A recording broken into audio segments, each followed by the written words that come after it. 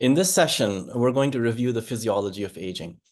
My name is Omar Amir, and I'm an assistant professor in the Brookdale Department of Geriatrics and Palliative Medicine at Mount Sinai.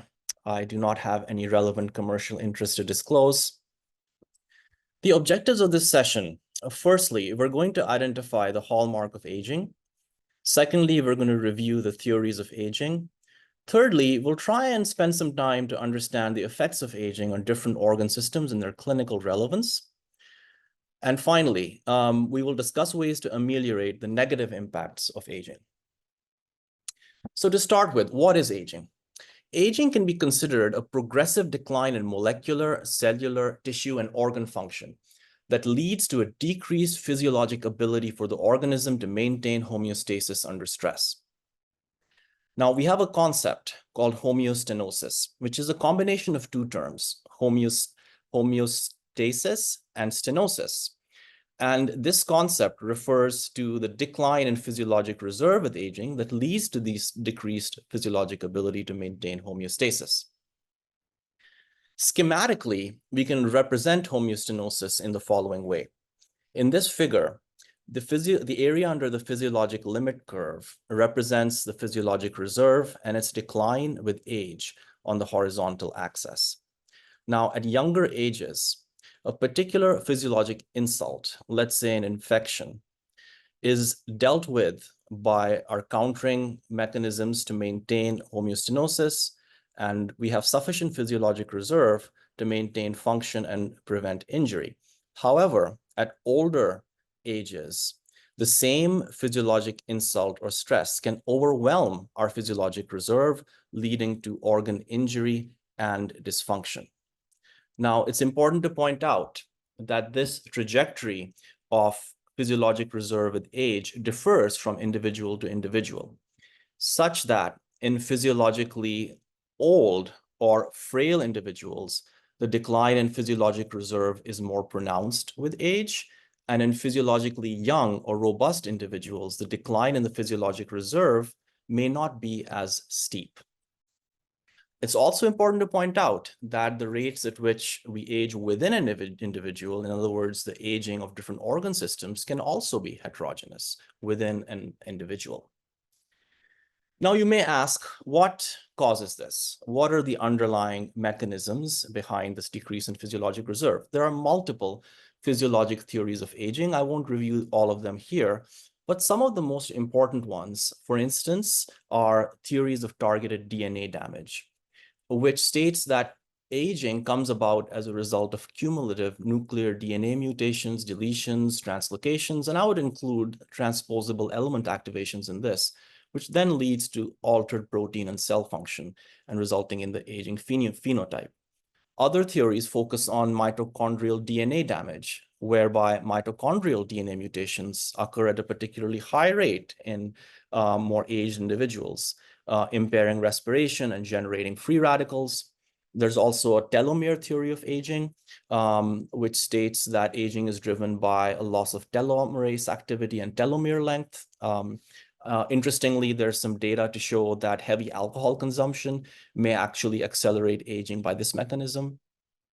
And then there's also increased work and interest in exploring the impact of epigenetic modification, whereby there are changes in DNA protein interactions, changes such as DNA methylation as well, and histone acetylation, which causes phenotypic changes of aging.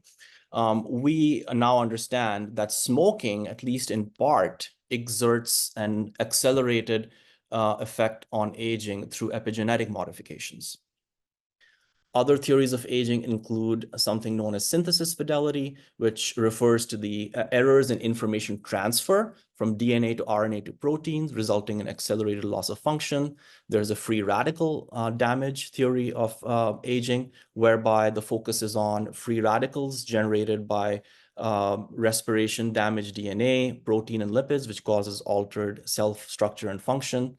There's also an accumulation theory of aging, and this is particularly predominant when we think about cognitive changes of aging. And this theory states that it's really the accumulation of abnormal proteins, lipids, and organelles which accumulate in cells comprising cellular tissue and organ function. And finally, there's a rate of living theory, which conceptualizes that aging may be determined by the rate of metabolism via the production of damaging free radicals. Again, this is a bit similar to the free radical theory. So multiple theories of aging, and there's a lot of work that's still going on, and there is no definitive answer as to the single cause of aging, and perhaps multiple mechanisms are involved. So in this next section, we are going to review within each organ system some of the key changes of aging and their clinical implications, starting with the cardiovascular system. So I'll start first with a case. This is a case of an 87-year-old female nursing home resident with a past medical history of dementia, diastolic heart failure, sick sinus syndrome, hypertension, diabetes mellitus, who is admitted to the hospital for a hip fracture after a fall. Now, following hip surgery on the orthopedic service, the patient's blood pressure is found to be very elevated to 185/95. She is already on amlodipine, Coreg, and lisinopril, as well as metformin, Tylenol, and oxycodone. The team, in response to the blood pressures, orders chlorthalidone. The following day, the blood pressures have improved to a normal range of 130s over 90s, but unfortunately, the patient syncopizes and falls when working with PT. Now, this is actually drawn from a real case on the orthopedic service here at Mount Sinai. And I want all of us to think about some of the physiologic changes of aging that may have precipitated this event. And we're going to go through some of the key cardiovascular parameters. And as we do so, we'll continue to think of this case.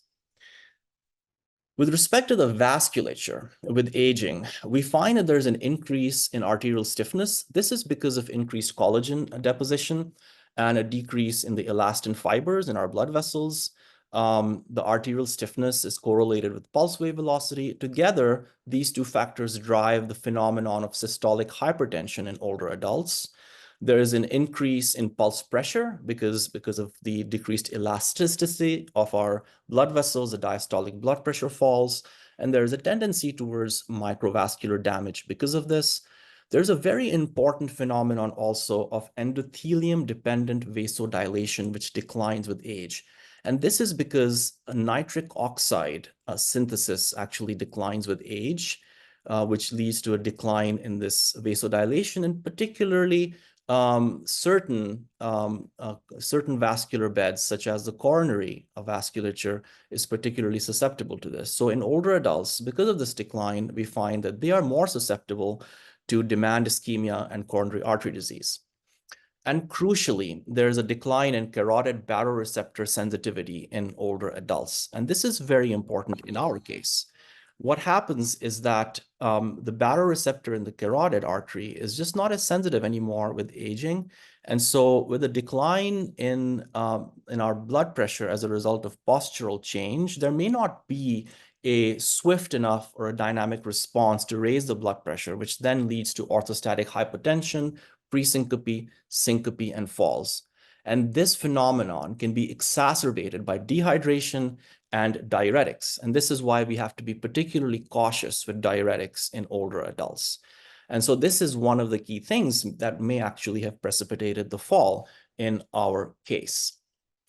I also want to spend some time reviewing the phenomenon of cerebral autoregulation with aging, which is shown here in this diagram. Normally, as our mean arterial blood pressure rises, there is an increase in the cerebral blood flow, but the cerebral blood flow is then maintained within a certain range, which is known as the cerebral autoregulatory zone. And as long as the mean arterial pressure is within a certain range, the cerebral blood flow is also maintained, even though we may increase the mean arterial pressure. What happens in older adults is that on a dynamic time scale, this mechanism of cerebral autoregulation is impaired, such that if you have fast drops in the mean arterial pressure, even though you may be in the autoregulatory zone, the cerebral blood flow may actually fall with very quick changes. And this could be something certainly that is a factor in our patient's case. Moreover, in chronic hypertensives, this entire curve is shifted to the right. And so what this means is that even though we may be trying to restore a quote unquote normal blood pressure, we may find, because of the shift in the curve, that we are now at the declining part of the cerebral blood flow curve. And so in the case of our patient, even though the team tried to maintain the blood pressure in the normal range, because the patient was a chronic hypertensive and because of some of these age-related changes, the drop in the blood pressure may actually have pushed the patient onto the left side of the cerebral blood flow curve, leading to a dramatic decline in the cerebral blood flow and therefore syncope. So this is something that we really have to be mindful of in older adults. Other changes in the cardiovascular system include changes in the myocardium. The left ventricular wall thickness increases. There's increased collagen deposition, increased apoptosis, increased fibrosis, all of which contribute to this. And because of this, there is an increased tendency towards diastolic heart failure. Now, cardiac relaxation, myocardial relaxation itself is an energy-dependent event, and this process also declines with age, so that there's a decrease in early diastolic filling, which can lead to demand ischemia and angina. And one of the cautionary notes here is that in tachycardic states, of course, the diastolic filling can decrease. So in older adults, we have to be particularly cautious with tachycardia, which can potentiate demand ischemia. Now, even though the early diastolic filling goes down, the diastolic filling pressures are actually elevated, and this tends to increase the risk of pulmonary edema and dyspnea. And there's also an increase in the left atrial size, which predisposes towards atrial fibrillation in older adults. And because of these tendencies towards diastolic heart failure, we have to be very, very cautious in older adults when giving fluid boluses. And so generally the recommendation is for a frail older adult that you would want to start with maybe something like 250 to 500 cc fluid boluses when fluid administration is necessary. And then you can recheck and assess and make sure that there's no adverse consequences of the fluid bolus before you give more. Other changes in the cardiovascular system include changes in the sinus node function. So rather remarkably, there is a decline in our pacemaker cell. There's about a dropout of about 10% per decade, which leads to a tendency towards sick sinus syndrome, as well as chronotropic incompetence. The beta adrenergic sensitivity also declines with age. And both of these factors means that in response to a stress, in response to postural changes, an older adult may not actually be able to mount a significant heart rate response, which is important in maintaining a blood pressure response. And so this is another factor which may have been contributing to our patient syncopizing and falling in the case that we presented. And all of this can be worsened with beta blockers, which our patient was on. Additionally, other changes in the conduction system include a decrease in AV nodal conduction and infranodal conduction, which can lead to AV blocks and bundle branch blocks. So those are some of the changes in the cardiovascular system. I'll move on next to the pulmonary parameters that may change with age. And we'll look at changes in the parenchyma, in our chest wall, and in our alveolar surface areas and blood vessels. So in order to frame this, let's talk about another case here. So this is a case of a physically active 78-year-old male with a past medical history of hypertension and BPH, who presents to clinic complaining of mild shortness of breath on exertion. Over the last year, an echocardiogram shows a preserved EF with mild diastolic dysfunction, but an exercise stress test is negative for signs of ischemia. So with the cardiac workup being negative, he's now being referred for pulmonary function testing. So which of the following accurately describes expected or normal age-related changes on the pulmonary function tests, or the PFTs? Is it A, a decreased TLC or total lung capacity, decreased FVC or forced vital capacity, decreased FEV1 or forced expiratory volume in 1 second, and decreased RV or residual volume? Or is it B, increased TLC, decreased FVC, decreased FEV1, increased RV? Or is it C, stable TLC, decreased FVC, decreased FEV1, increased RV? Or finally, could it be D, stable TLC, increased FVC, decreased FEV1, decreased RV?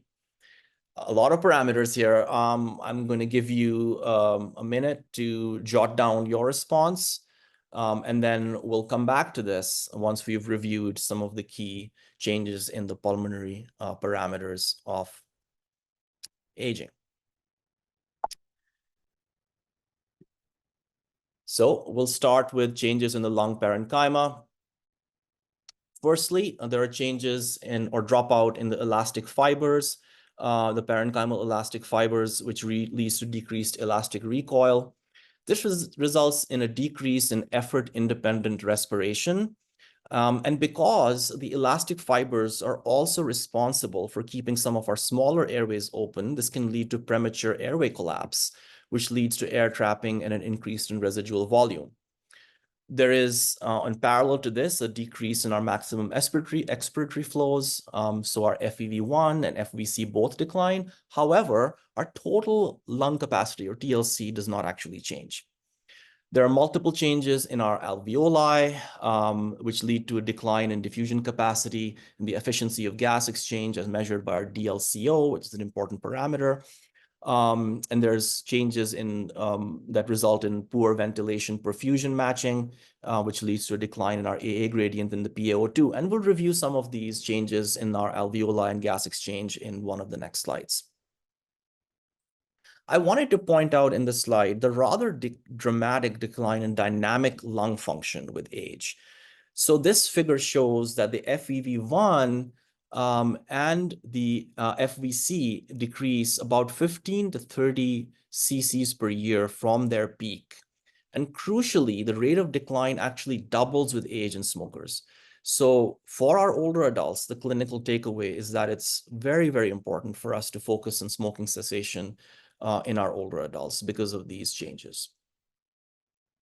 So taking a deeper dive into the alveolar capillary gas exchange and the changes there with aging, one of the things that happens is that there are changes in the alveolar volume and the alveolar duct size. Overall, this results in a decrease in the effective alveolar surface area, which causes a decline in the DLCO.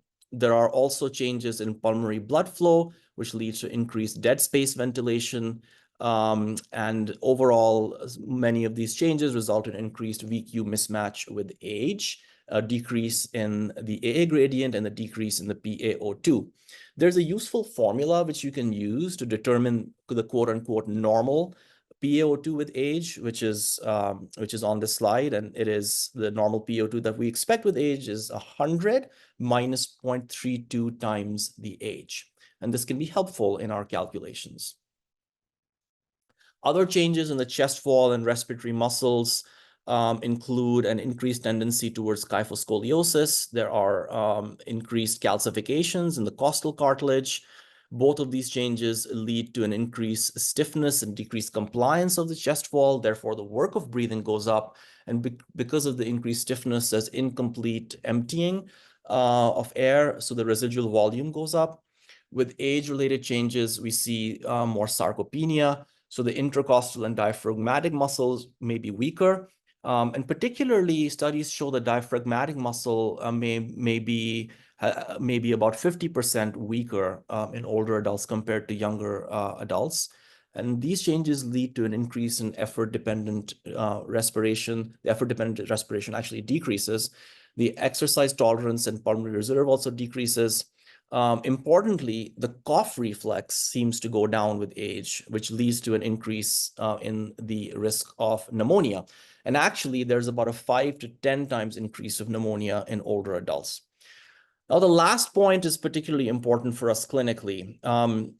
Due to changes in the efferent response to hypercapnia and hypoxia, we find that there may not be significant tachypnea or significant ventilatory changes, even when the degree of hypercapnia or hypoxia is significant. And so older adults tend to be very high risk for respiratory failure in response to acute illness or infection, in part because the recognition of these conditions may be delayed. So it's important to bear that in mind, to have a high index of suspicion when you have an older adult that's presenting with dyspnea. So having reviewed some of these changes, we can now come back to our case and answer the question. So the question was, which of the following accurately describe expected or normal age-related changes on pulmonary function tests? And the correct answer is C. We expect a stable TLC, total lung capacity, a decreased FVC, a decreased FEV1, and an increased RV. Great, so moving along. The next topic for us here is the renal changes of aging. And once again, we will dive into it with a case. So this is a 77-year-old male with past medical history of hypertension, diabetes, hypothyroidism, lumbar spinal stenosis, who is admitted to the hospital for acute and chronic back pain. The MRI spine is negative for acute findings. He is treated with PT and pain control. Specifically, he receives Tylenol, lidocaine patch, and Toradol. His home medications include lisinopril, amlodipine, Synthroid, and Lantus. Now, his clinical course is complicated by elevated sugars and hyponatremia. So the question is, which of the following factors most likely explain the new onset hyponatremia in this patient? Is it A, hypovolemia? Is it B, Toradol? Is it C, acute pain? Is it D, which is A and C? Or finally, could it be A, B, and C? In other words, hypovolemia, Toradol, and acute pain. So I'll give you a minute to think of a response and try and jot down your answer. And as we go into more detail about renal changes with aging, we will see what factors may have contributed, and we'll come back to this case.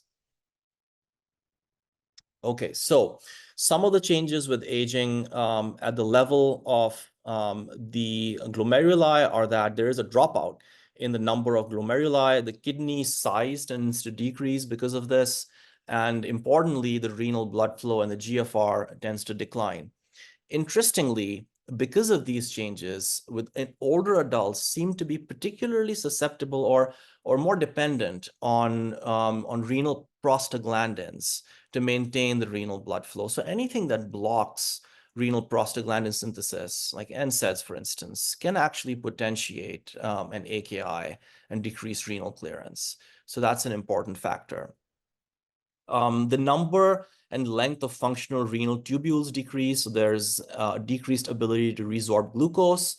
And in older adults that are hyperglycemic, this can predispose towards glucoseuria-mediated diuresis. So this may actually have played a role in our case, for instance, where if the sugars are very high, with aging, there can be a hyperglycemia-mediated diuresis and volume depletion, actually.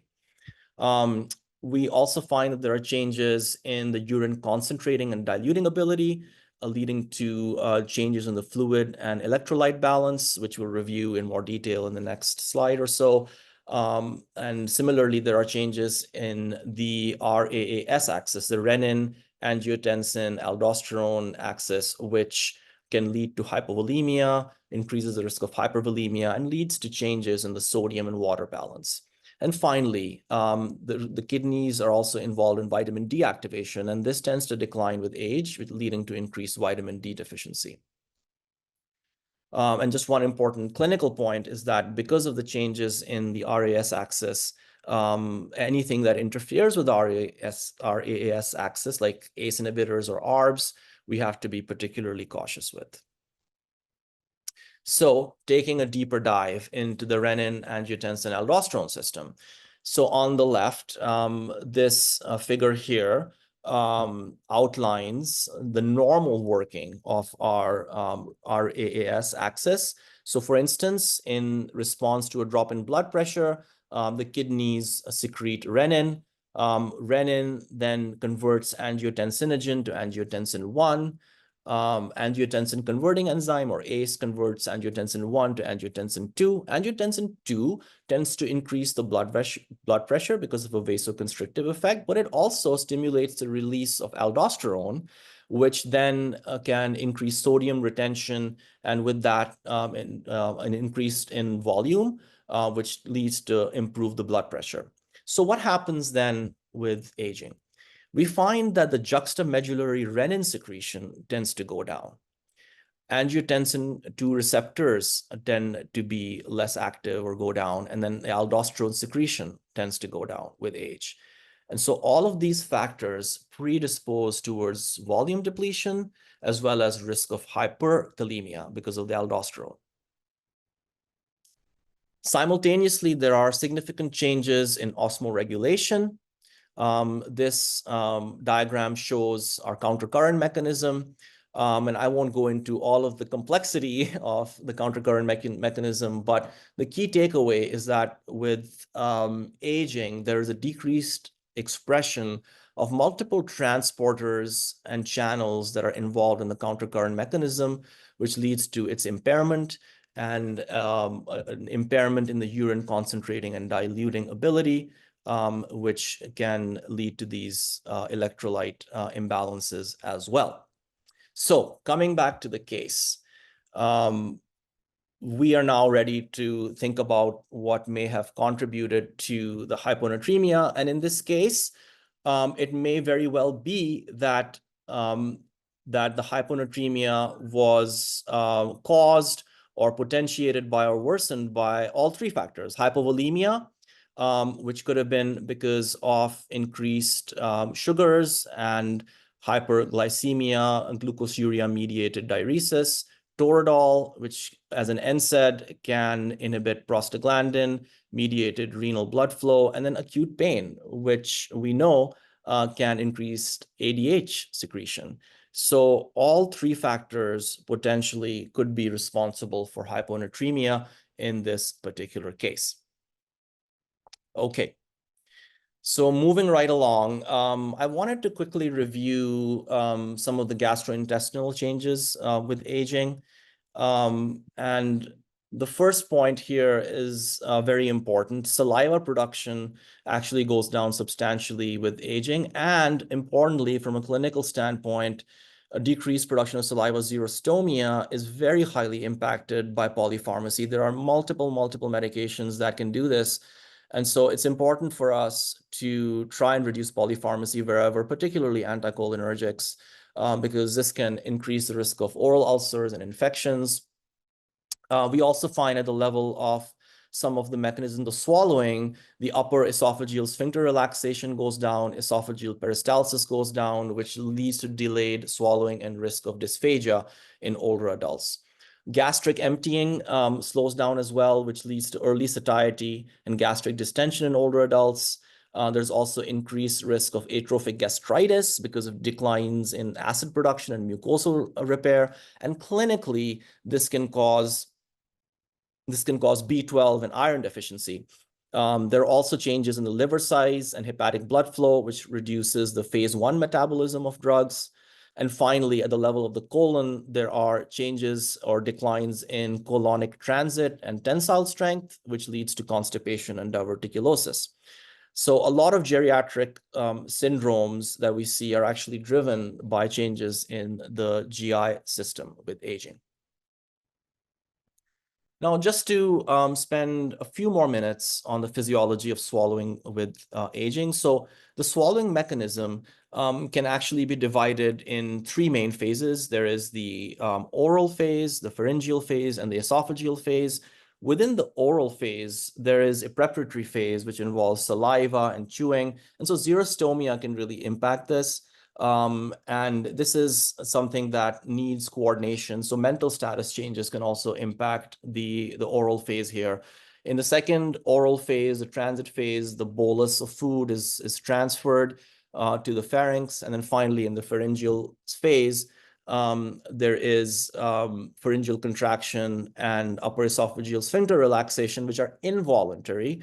But there are changes in these systems which can predispose to dysphagia. Finally, in the esophageal phase, we find that peristalsis of the esophagus decreases, and the lower esophageal sphincter can become discoordinated, which also predisposes to dysphagia. So dysphagia can really occur at any of these phases, and all of these can be impacted by age-related changes.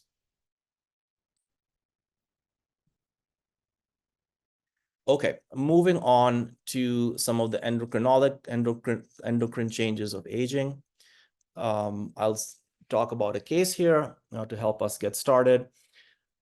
A 69-year-old female with past medical history of Parkinson's disease, coronary artery disease, hypertension, and diabetes is hospitalized for pneumonia, failure to thrive in AKI. Besides antibiotics, the admitting team continues her home medications, including Sinemet, amlodipine, aspirin, Toprol, and Lantus. The next day, the patient is noted to be hypoglycemic.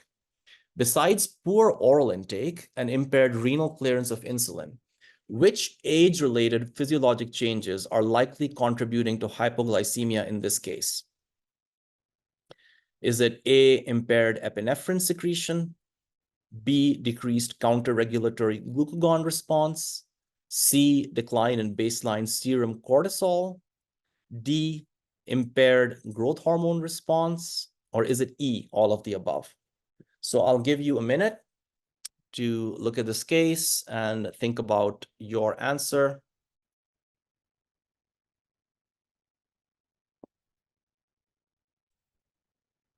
And we'll come back to this case after we have reviewed some of the endocrine changes of aging. So there are changes at the level of every single gland, starting with the master controller, the pituitary gland. There's a decrease in the pulsatile secretion pattern of ACTH, TSH, LH, and FSH, which all lead to downstream hormone effects. Within the thyroid itself, there's increased thyroid atrophy and fibrosis. What this means sort of clinically in terms of lab values, the TSH is either often unchanged or it can actually increase with age, which is considered a normal age-related change. But when we check the free T4, that can tend to be unchanged. But on a pathologic level, there tends to be an increase in the risk of thyroid disorder clinically. We find that there is an increased risk of Graves' disease, for instance. And so this is something that we routinely screen for in older adults. But just bearing in mind that some of the TSH and free T4 related changes may be reflective of age-related as opposed to pathologic processes. At the level of parathyroid hormone, the PTH tends to go up because of decreased renal clearance. And the 125 activated vitamin D levels tend to decrease. And these changes lead to a change in the bone mineral homeostasis and vitamin D deficiency. So this is something that we often screen for. At the level of the adrenal glands, the aldosterone can go down, and the cortisol response can actually go up. So baseline cortisol levels can be variable in older adults, but we find that in response to a stress, the cortisol response can actually be quite dramatic and also prolonged. Some of these changes result in hypovolemia, hypotension, and orthostasis, and we have discussed that previously also within the context of the renal changes. At the level of the pancreatic gland, the pancreatic mass and enzyme reserves decrease, which leads to a decrease in insulin secretion, but also in older adults, there is an increase in insulin resistance. At the same time, there is a decline in glucagon secretion and response. So ultimately, on a clinical level, we find that older adults are susceptible to both hypo and hyperglycemia. I won't spend too much time on some of the gonadal changes, but both in males and females, there are declines in testosterone and estrogen, respectively, which leads to changes in skin, hair, muscle, and bone. And in women, particularly older adults that are women, we find that bone mineral density is affected by some of these changes, which predisposes to hip fractures. Now, coming to the response to hypoglycemia with aging, there's sort of three lines of response when it comes to a hypoglycemic event. The first line response is glucagon secretion. And in older adults, as we just reviewed, there can be impaired secretion of glucagon. And this can be a major factor with hypoglycemia in older adults. The second line response is epinephrine, and with aging, there's actually no significant change in epinephrine secretion. So we don't think that this really impacts the risk of hypoglycemia in older adults. The third line are changes in the growth hormone and cortisol. Specifically, we find that there's an impaired growth hormone response, but only in the fasting state. This is not something that comes into effect in the case of insulin-induced hypoglycemia, which is an important clinical point. So when it comes to hypoglycemia in older adults, the most important is the reduction in glucagon response that leads to hypoglycemia. So I think now we can answer our case and the question that we asked. So what physiologic changes are likely contributing to hypoglycemia in our older adult? The answer is B, which is a decreased counter-regulatory glucagon response. Next, we will review the hematologic changes of aging. One of the key things that tends to happen is that the hematopoietic stem cell function goes down, and the clinical implications of this, the hematopoietic reserve is decreased. The myeloid differentiation can be impacted as well, which leads to an increased risk of myelodysplasia. And then at the level of the erythropoid progenitors specifically, they tend to go down. Androgen levels also go down, as we just reviewed. EPO levels can be unchanged, but there tends to be more EPO resistance. And all of these impact the risk of anemia specifically. And in older adults, it's fairly common to have a baseline mild anemia because of these changes. But even more crucially, on a clinical level, the bone marrow response to blood loss tends to go down. So older adults are going to be much more susceptible to any sort of bleeding event, and they may not be able to replete their reserves as quickly as a result of blood loss due to these changes. Next, we will look at a case which illustrates the impact of immunosenescence in older adults. So this is a case of a 91-year-old female nursing home resident with a past medical history of dementia, hypertension, diabetes, hypothyroidism, macrocytic anemia, who presented to the ED with altered mental status and cough. Her home medications included Aricept, Toprol, lisinopril, Tregenta, cyanocobalamin or vitamin B12, and Synthroid. Now, she is found to have a left lower lobe pneumonia on the chest X-ray. The vitals in the triage in ED are a temperature of 100.1, a heart rate of 75, a blood pressure of 110/70, a respiratory rate of 18, and an oxygen saturation of 93%. Her labs are notable for a white count of 9, a hemoglobin of 10, a platelet of 100. Sodium is 132, potassium 4.5, chloride 110, bicarb 24, BUN 30, creatinine 1.1, glucose of 200, a lactate of 1.6. VBG shows a gas with a pH of 7.3 and a PCO2 of 35. So a lot of clinical data there. The question for us is, does this patient qualify as having sepsis? And what do we do next in this case? So I'll give you a minute to look at this case and think through what may be going on and think about your response. Does this patient have a fever? Does this patient have sepsis? And how would we manage this patient in the early stages?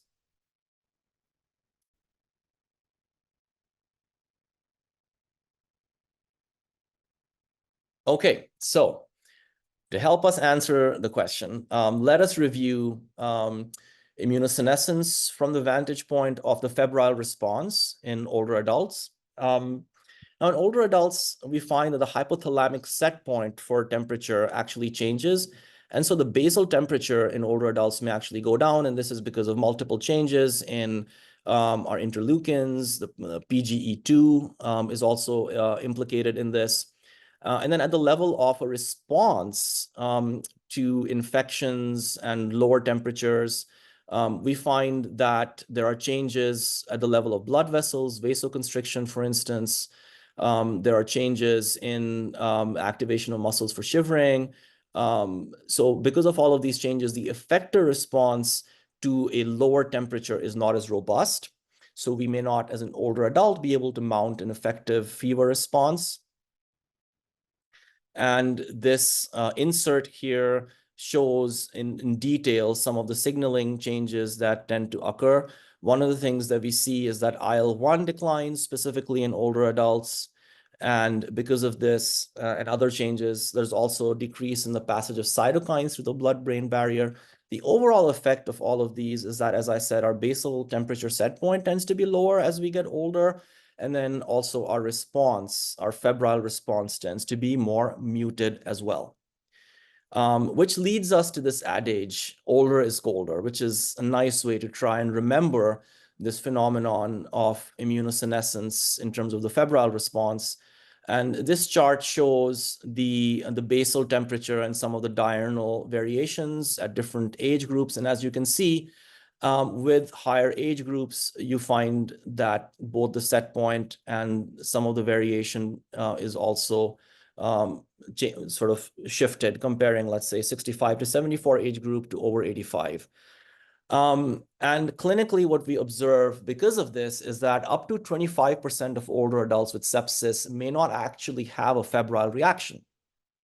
And so for this reason, the IDSA has come up with some guidelines for defining fever in frail older adults, specifically for nursing home residents. And as you remember, in our case, our patient is a frail older adult from a nursing home.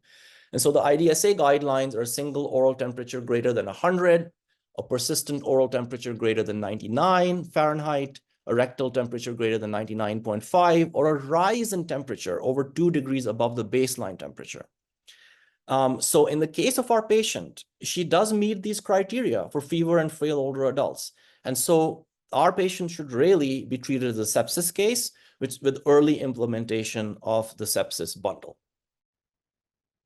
Okay, other changes in our immune system. We find that there are decreases in macrophage phagocytosis, also neutrophil chemotaxis and phagocytosis is impaired.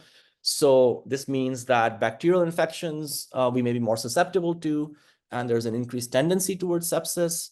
Our natural killer cell population, the total levels may actually go up, but the function of the natural killer cells actually goes down. So we have an increased susceptibility to viral infection as well as cancer in older adults. There's also a very important phenomenon called inflammaging, which really refers to dysregulated inflammation. So this essentially means that at baseline, even without a stressor or an infection, there are elevated levels of circulating cytokines, IL-6 and TNF alpha, for instance, that can cause damage. And there may additionally, despite the elevated basal levels, be an impaired response of these cytokines in response to an infection. So this phenomenon is known as immunosenescence. Inflammaging is another term that we use for this. Other changes include a reduction in our T cell repertoire, and this means that we find it much harder as older adults to respond to new antigens and pathogens, and our sustained memory responses also go down. Our responses to vaccines also declines. And then on the B cell level, again, analogous to this, are the number and repertoire of B cells goes down, which also impairs response to new pathogens. So moving on then to some of the neurologic changes of aging, and I'll really focus on the central nervous system. And once again, we will dive into it with a case. So this is a case of a 76-year-old active woman with a past medical history of hypertension, diabetes, and anxiety who presented to clinic with subjective complaints of forgetfulness. Over the past year or two, she has noticed difficulty learning new recipes. She is a cook. She notes slowness in doing her bills and increased forgetfulness with recalling the names of new acquaintances. She also gets pretty frustrated. She recently got lost during a recent trip to Europe. She's worried that she may be developing dementia, and so she comes to you, the clinic, with this complaint. So with this in mind, the question is, which of the following may reflect pathologic aging, in other words, cognitive impairment, versus normal cognitive changes of aging? Is it A, decreased speed of executive function, B, delayed short-term recall, C, difficulty with spatial memory, or D, inability to learn new things. So take a minute to think through this case and think about your response to the question and jot it down.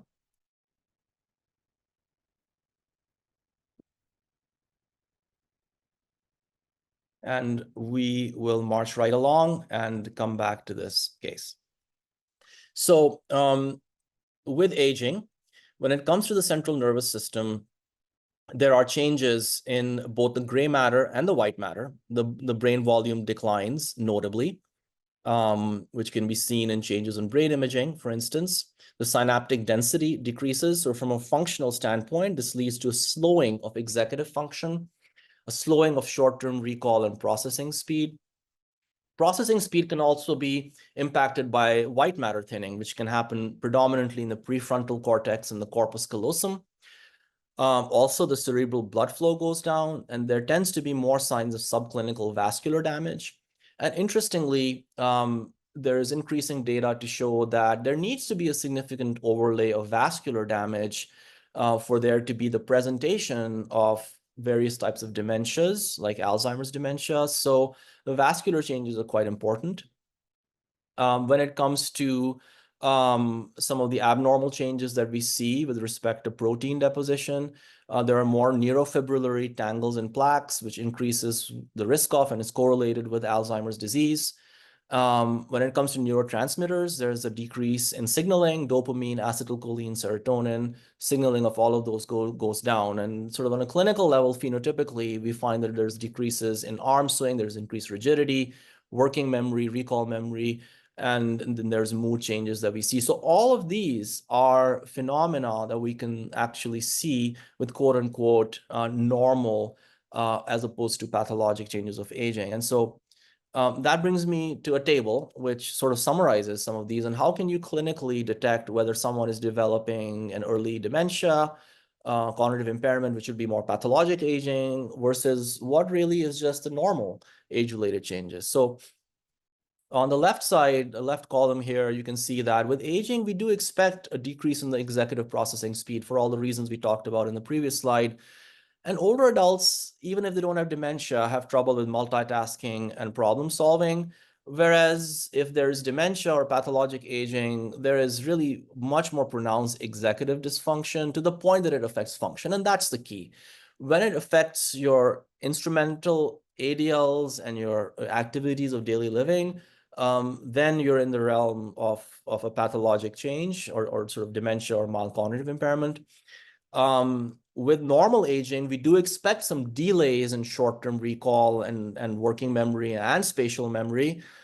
However, with pathologic aging, as opposed to slowness, there's just a total inability to recall, which significantly affects function. With quote unquote normal aging, there's difficulty learning, especially language. But with pathologic aging, there may be a total inability to learn new language related phenomena, new words, etc., new names. And then finally, semantic memory and procedural memory tend to be relatively preserved in older adults. And however, with pathologic aging, when you have dementia, there's much more significant language deficits. So hopefully this can help us understand what maps on more to pathologic aging versus normal aging. And certainly if we are concerned, we should do a cognitive test for an older adult. So I just want, before I go on, going back to our case. So in this particular case, to answer the question, which of the following may reflect pathologic aging versus normal cognitive changes of aging? The correct answer would really be D, which would be a total inability to learn new things. Okay, so moving right along, aging of our sensory system, also very important, and it actually impacts cognition as well. So there are significant changes in vision. There's a decrease in lacrimation. There's an increase in corneal deposits, lens size, hardness, and rigidity increase. which leads to early presbyopia and cataracts. Pupil size decreases, which leads to a decrease in accommodation and reduced dark adaptation, which means, clinically older adults have a high risk of falling, especially in poorly lighted areas. So we recommend that all spaces in an older adult's home should be well lighted, particularly where there are steps, for instance. There's a deterioration of rods and cones, so that there's a decline in color vision as well as low light vision. And then at the level of taste and thirst, there's a reduced detection of taste, and older adults tend to reduce their oral intake. And this may in part be because of a decreased appetite, but also because of a decreased ability to enjoy food. The drive towards thirst may go down, which increases the risk of dehydration and hypernatremia. Very common phenomenon. And so, the recommendation is really, unless someone has congestive heart failure, to make sure that older adults are drinking enough or sufficient fluids, at least 5 glasses of water if there are no contraindications during the day, maybe more during the summer months. And, you can supplement oral intake with water with things like, fruits that are high in fluids, like watermelon, grapes, citrus fruits, etc. Other changes with aging in the sensory systems, of course, hearing loss. There's a thickening of the tympanic membrane. There's a decline in the efficiency of ossicular articulation, which leads to conductive hearing loss. And there is atrophy of the hair cells in the organ of Corti. Sensory cells in the saccule, utricle, and ampullae decline as well. There are changes in the cochlear duct and loss of cochlear neurons, and all of these leads to a sensory neural hearing loss. Definitely worth tying this back once again to stress the point that some of these sensory changes can impact cognition, and particularly hearing loss. So hearing loss that's uncorrected has been associated with faster cognitive decline in older adults. So this is why it's particularly important to screen for this and address it when it's found. Okay. Coming now to the aging of our musculoskeletal system and skin, so our connective tissues, we find that with age, our muscle fibers shrink. So this leads to sarcopenia. There's also a selective loss of type 2 or fast twitch fibers. So there's a decline in muscle tone, contractility, balance, and endurance. There's changes in the bones and joints. So our bone mineral density goes down. We talked about some of the hormonal changes that may lead to this. But overall, there's an increase in the risk of osteoporosis, vitamin D absorption decreases, bone formation decreases, and bone turnover increases. So there's slower healing of fractures, there's loss of height and kyphosis, vitamin D deficiency. We find that joint fluid and cartilage tends to go down, so our stiffness and our gait speed goes down with aging as well. Finally, when it comes to changes in the skin, our barrier function tends to go down. So there's an increased risk of infections, skin elasticity, and immunologic function overall tends to decline. So there's also a slower wound healing. So multiple changes at the level of the MSK and skin. So with that, we've completed a very fast review of all of the changes in our main or major organ systems with aging. In this slide, what I really wanted to illustrate is how age-related decline in physiologic reserve and some of the chronic diseases that we have been alluding to that tend to be more common in older adults, how all of this interacts together, and what is our role really as clinicians and as healthcare providers. So I think of this really in terms of this equation, where on the one hand, we have decompensation, on the other hand, we have recovery. And so when it comes to, let's say, a hospitalized older adult, the factors that tend towards decompensation are, in addition to the acute stressor, for instance, there's also iatrogenic harms that we have to watch out for.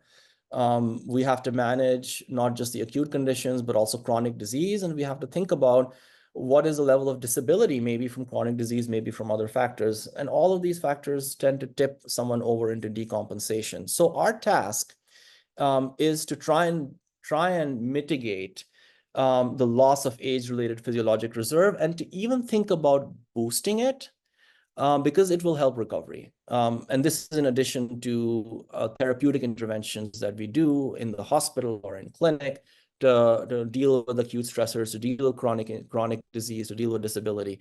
So the takeaway point really here is that we cannot think about the decline in physiologic reserve as an inevitable or an immutable phenomenon. There are things that we can do to alter this whole equation, but also to alter the age-related physiologic reserve. So what are those things that we could do? So the first thing and the most important is exercise. Exercise.